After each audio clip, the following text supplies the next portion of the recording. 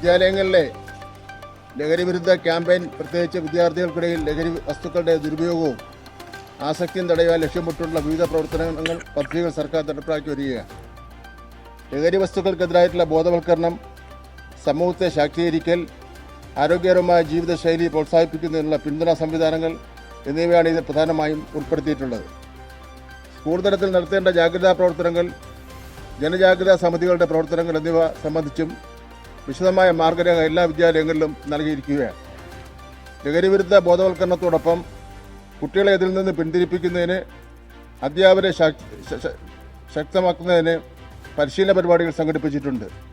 ലഹരി വസ്തുക്കൾ സ്കൂളിൽ ക്യാമ്പസിലേക്ക് എത്തുന്നതിന് ജാഗ്രത പുലർത്തുന്നതിന് രക്ഷകർത്താക്കളെ ബോധവൽക്കരിക്കുന്നതിനും രക്ഷകർത്താ ഗ്രൂപ്പുകൾ ചേർന്നിട്ടുണ്ട്.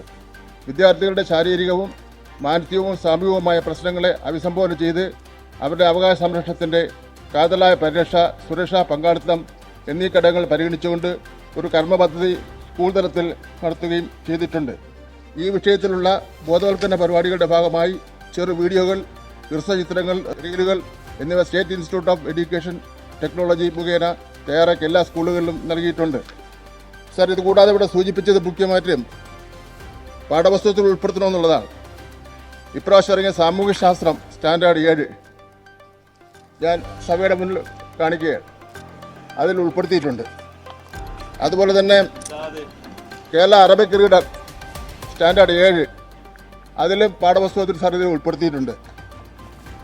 സാർ, ജീവശാസ്ത്രം സ്റ്റാൻഡേർഡ് 9 ഭാഗം 1 ഉൾപ്പെടുത്തിയിട്ടുണ്ട്.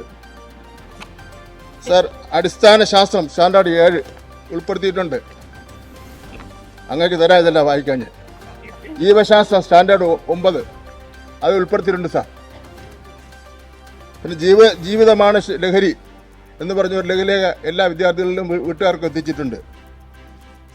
തെളിവാനം വരയ്ക്കുന്നവർ എന്ന് പറഞ്ഞ വിമുക്തി എക്സൈസ് ഡിപ്പാർട്ട്മെന്റ് ഇറക്കിയ ഒരു ലഘുലേഖ ഇറക്കിയിട്ടുണ്ട്. സർ, ഈ നിലയിൽ കുട്ടികളെ പഠിപ്പിക്കുന്നതിന് വേണ്ടിയുള്ള പരമാവധി പരിശ്രമങ്ങൾ നടത്തുന്നുണ്ട്. ഇത് വിദ്യാലയ പരിസരങ്ങളിൽ മയക്കുമരുന്ന് ഉപയോഗിക്കുന്നതിനായിട്ടുള്ള നടപടികൾ ശക്തമാക്കി തന്നെ തീരുമാനങ്ങൾ എടുത്തിട്ടുണ്ട്.